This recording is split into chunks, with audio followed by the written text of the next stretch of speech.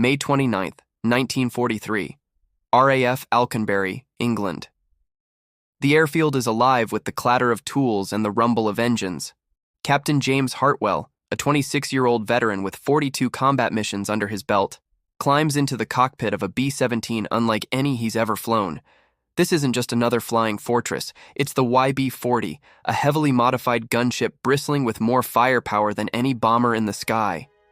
On this morning, ground crews are loading the last belt of 50 caliber ammunition into the YB-40's 17th gun position. The aircraft, nicknamed Hedgehog by its crew, weighs 4,000 pounds more than a standard B-17. Hartwell can feel the difference as soon as he settles into his seat. The control yoke is heavier, the center of gravity is off, and the plane feels sluggish even before takeoff. The YB-40 was born out of desperation. In the 3 months before this mission, the 8th Air Force had lost 173 B-17s over Europe.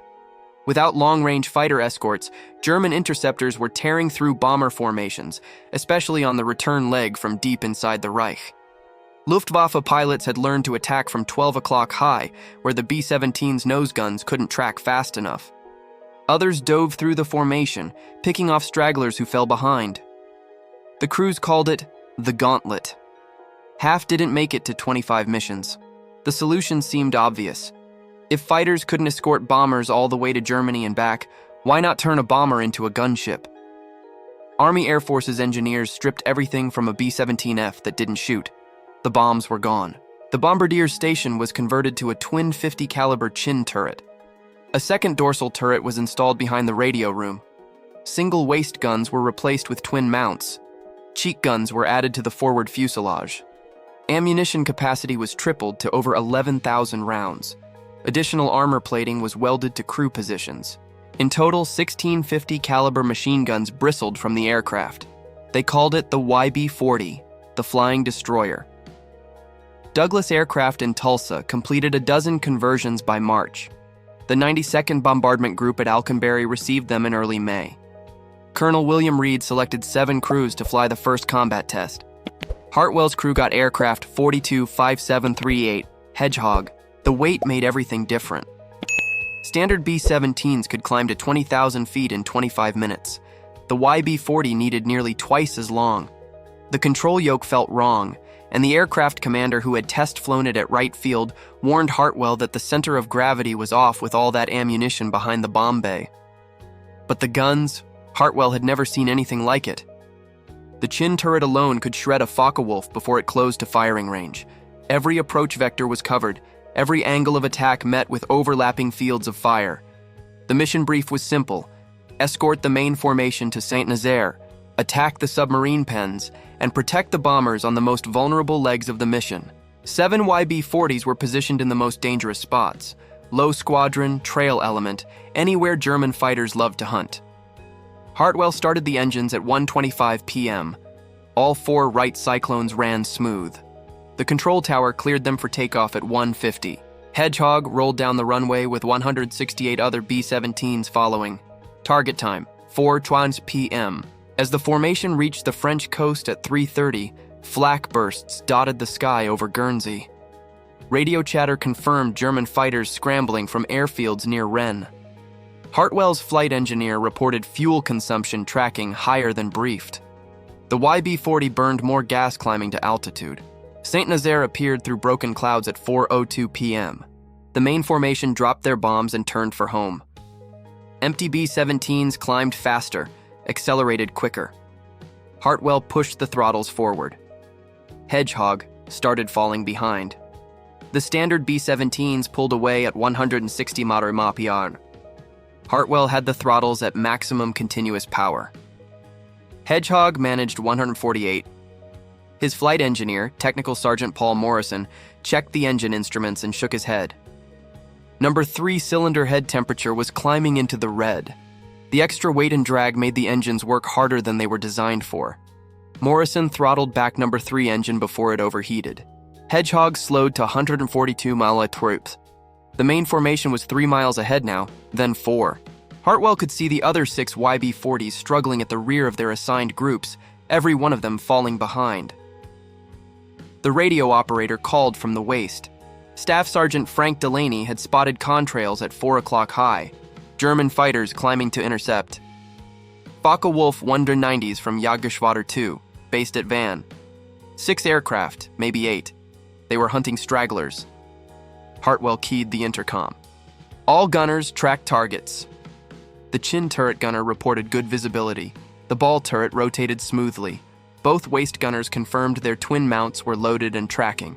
The first Focke-Wulf dove at 5 o'clock, range 1,200 yards. The tail gunner opened fire at 800. Tracer rounds walked toward the diving fighter. The German pilot broke left and climbed away without firing. The second attack came from 11 o'clock high. 2 Focke-Wulfs in trail formation. The chin turret gunner tracked the lead aircraft and fired a 4-second burst. 50 caliber rounds stitched across the FW-190's engine cowling. Black smoke poured from the fighter. It rolled inverted and dove toward the channel. Delaney confirmed the kill from the waist position. The second Focke-Wulf broke off the attack. For 6 minutes, the YB-40's firepower worked exactly as designed. 3 more German fighters approached. 3 more attacks broke off early. The overlapping fields of fire from 16 guns created a wall of lead no pilot wanted to penetrate. But Hedgehog was still slowing down. The main formation was 6 miles ahead now, then 7. Hartwell could barely see the bomber stream against the afternoon sky. Rehook. But what happens when the protectors become the stragglers?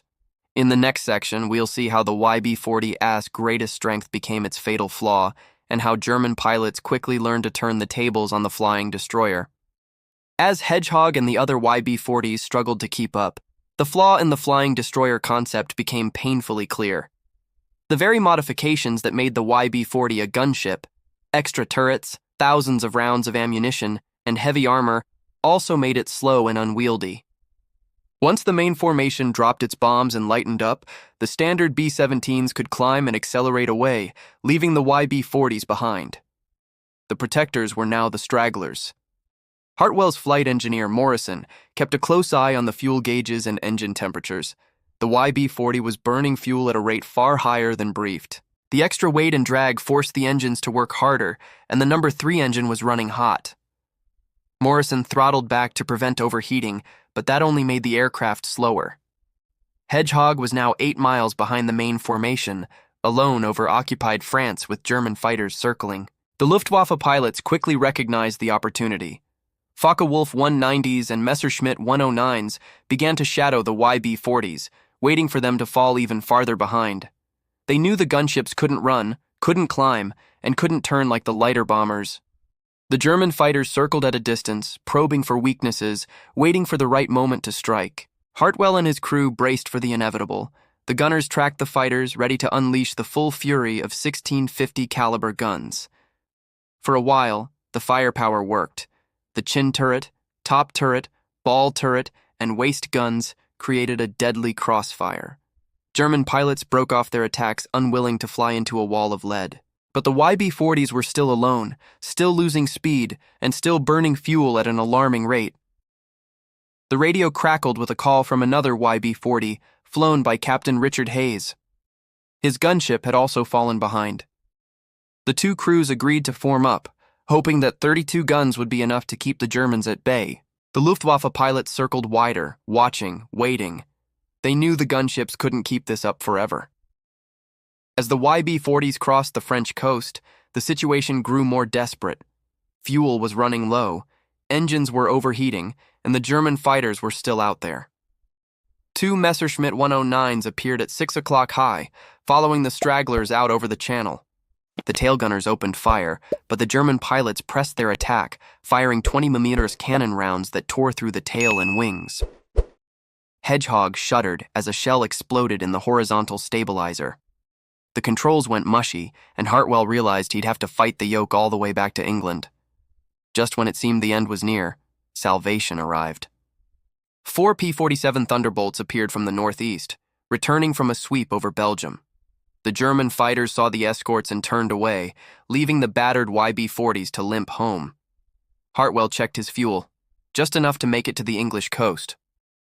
Hayes wasn't so lucky. One of his engines seized, and he had to make an emergency landing at RAF Manston. Back at Alconbury, Hartwell's crew counted the damage. 16 bullet holes in the fuselage, a severed hydraulic line, a jammed trim tab, and a damaged stabilizer. The ground crews shook their heads. The YB-40 had survived, but just barely. Colonel Reed was waiting on the hard stand. He wanted Hartwell's assessment immediately. Hartwell didn't mince words. It can't keep up. The YB-40 had done its job as a gun platform, but its weight and drag made it a liability. The very thing that was supposed to protect the bombers had become a target itself. Rehook. But the Army Air Forces weren't ready to give up just yet. In the next section, we'll see how engineers and commanders tried to salvage the YB-40 concept, and how the lessons learned from failure would lead to innovations that saved thousands of lives. Despite the sobering results of the first YB-40 mission, the Army Air Forces weren't ready to abandon the concept. Maybe, they reasoned, the problem was tactics. Maybe the gunships just needed to be positioned differently in the formation, or maybe a few engineering tweaks could solve the speed and fuel issues. Colonel Reed ordered more missions, hoping for a breakthrough. The next test came on June 15th, targeting the city of Le Mans. 4 YB-40s joined the raid, but the results were the same. As soon as the main formation dropped its bombs and lightened up, the standard B-17s pulled away, climbing and accelerating faster than the gunships could manage. The YB-40s, still weighed down by thousands of rounds of ammunition and extra armor, lagged behind. German fighters quickly identified the stragglers and moved in for the kill. On June 22nd, the YB-40s flew again, this time against the IG Farben synthetic rubber plant at Hulls. 11 gunships took off. 1 was lost to flak and fighters, and the rest struggled home, hours after the main formation had landed. Engineers at Abbott's Ripton Depot tried everything, adjusting the waste gun feeds, changing ammunition loading procedures, moving weight forward to fix the center of gravity.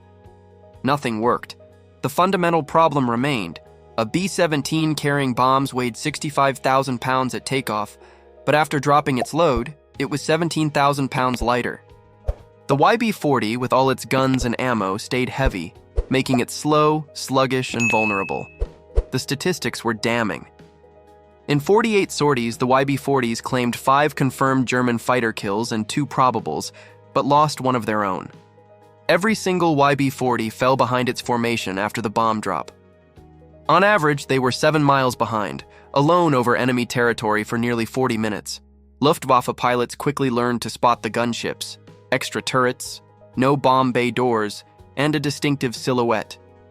Instead of avoiding them, German fighters began to target the YB-40s, knowing they couldn't run or climb. Adolf Galland, the Luftwaffe's fighter chief, reviewed the intelligence reports and was blunt in his assessment. The YB-40s were not worth the effort. His pilots would rather attack the flying destroyers than avoid them. They were easy targets that couldn't keep up. By July 29th, the last 2 YB-40s flew their final combat mission, targeting the U-boat yards at Kiel. Both fell behind, both required fighter escort to reach England, and both landed at emergency fields short of their home base. In August, General Karl Spaatz canceled the program. The 12 surviving YB-40s returned to the United States in November. Most became gunnery trainers, a few were converted back to standard bombers. The concept died after just 3 months of combat testing. The Army Air Forces had spent nearly $5.6 million on the conversions, an expensive experiment that, on the surface, seemed like a complete failure. But buried in the combat reports and engineering notes were the seeds of real innovation. Engineers at Wright Field noticed something important. Every YB-40 that engaged fighters from the front stopped the attack. The chin turret, with its twin 50 caliber guns, had changed the equation for frontal assaults. Before the chin turret, German fighters attacked B-17 formations from dead ahead, exploiting a gap in the bombers' defensive coverage. The bombardier's position had 2 cheek guns, but their field of fire was limited. Pilots flew straight at the bombers and fired cannons through the gap. The chin turret eliminated that weakness, providing full forward coverage and allowing the bombardier to track and fire on attacking fighters. Boeing quickly incorporated the chin turret into the B-17G production model. The first aircraft rolled off the line in December 1943, and the G model became the definitive flying fortress. Production ramped up fast. 50 aircraft per month in January 1944, 120 per month by March, and 230 per month by June. By the end of the war, 8,680 B-17Gs had been built, everyone equipped with the chin turret that started on the failed YB-40 program. The impact was immediate and dramatic. Bomb groups reported a sharp drop in losses to frontal attacks. The 303rd Bomb Group saw their loss rate from frontal attacks drop from 12% to 3%. The 379th reported a similar drop, and the 384th tracked their data carefully. Before chin turrets, 43 bombers lost to frontal attacks in 6 months. After, just 14 in a full year. Across the 8th Air Force, the chin turret reduced bomber losses to frontal attacks by 71%. Rehook. But the chin turret wasn't the only innovation to come out of the YB-40's failure. In the next section, we'll see how other design changes, like staggered waist gun positions and the Cheyenne tail, emerged from the lessons of the flying destroyer, saving even more lives and shaping the future of bomber design. The YB-40 story is a classic case of failure breeding innovation. While the gunship concept itself was a dead end, the lessons learned from its short, costly experiment would ripple through the rest of the war, and beyond. The Army Air Forces and Boeing engineers didn't just walk away from the YB-40, they studied every detail, every combat report, and every crew debriefing to find out what worked, what didn't, and what could be salvaged. One of the most important lessons came from the YB-40's waist gun positions.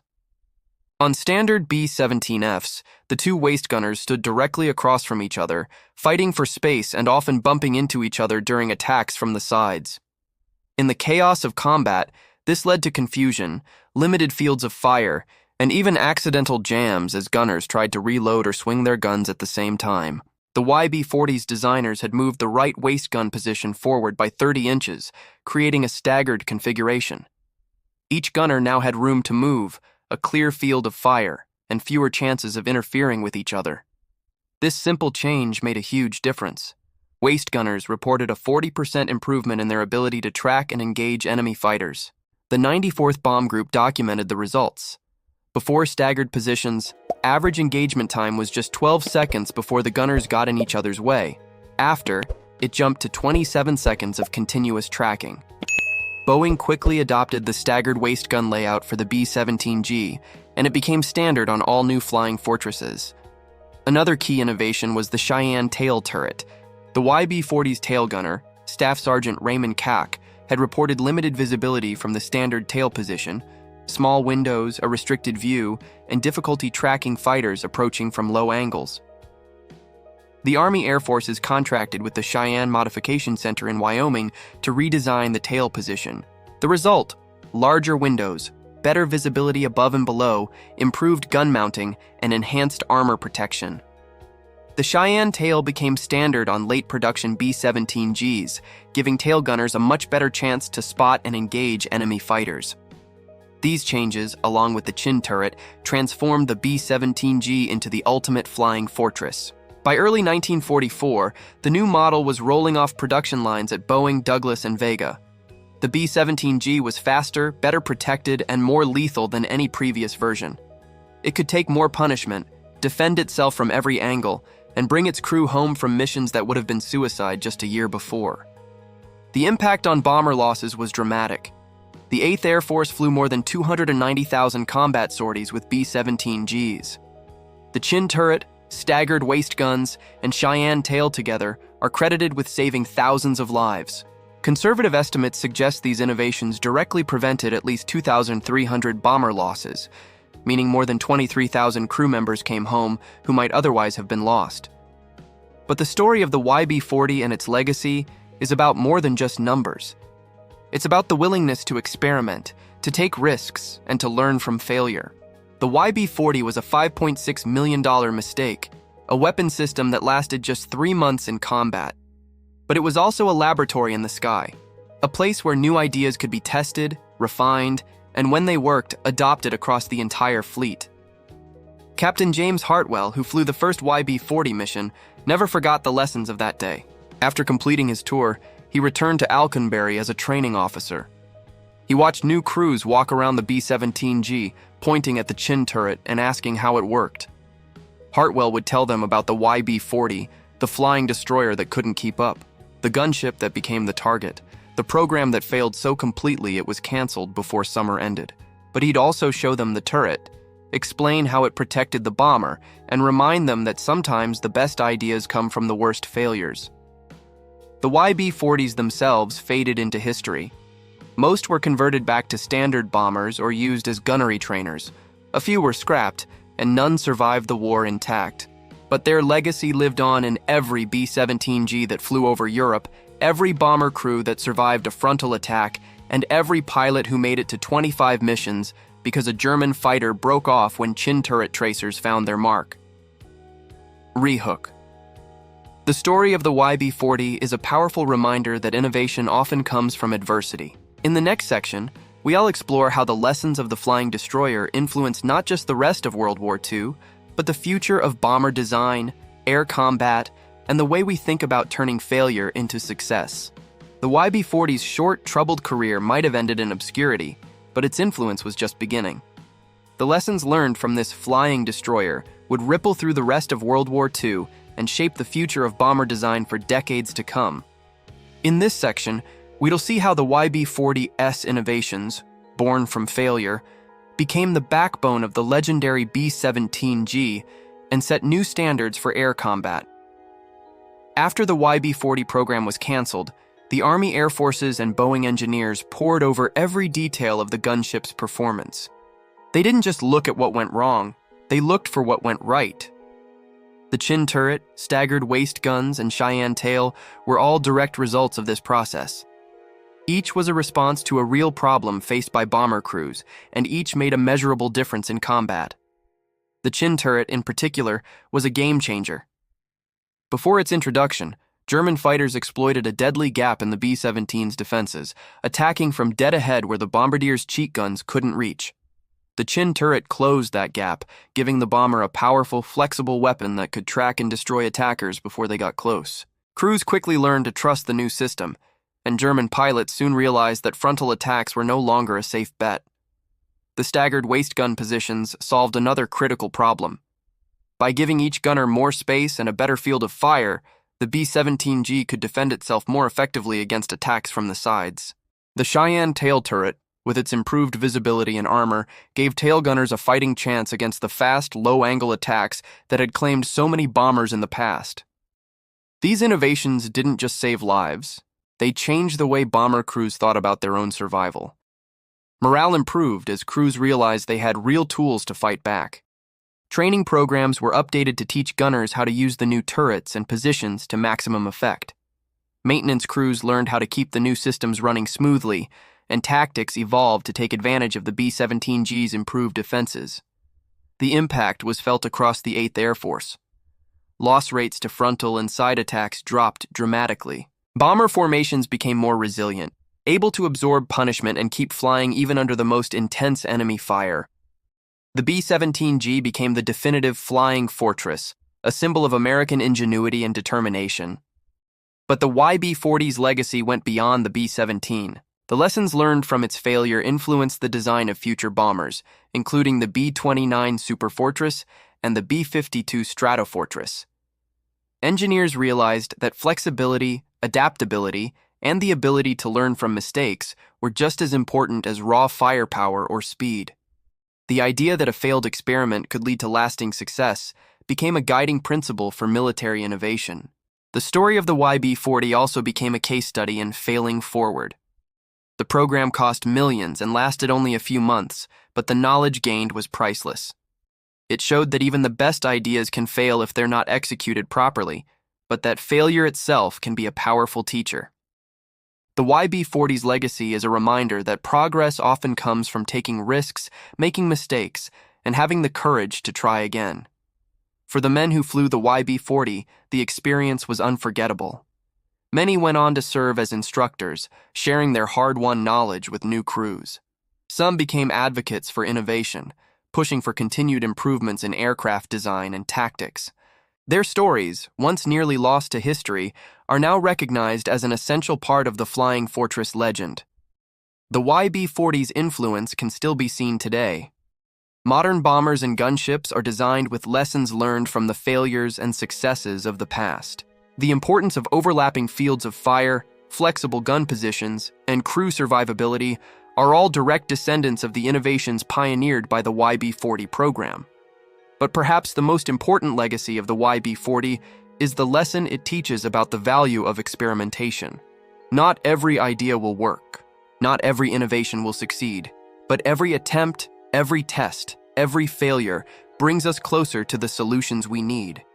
The YB-40 may have failed as a gunship, but it succeeded as a catalyst for change. Rehook. In the final section, we all reflect on the enduring impact of the YB-40 and its innovations, not just on World War II, but on the way we think about technology, teamwork, and the power of learning from our mistakes. We'll see how the story of a failed bomber became a story of hope, resilience, and the relentless pursuit of progress. The YB-40's story is a powerful reminder that sometimes the greatest advances come from the boldest failures.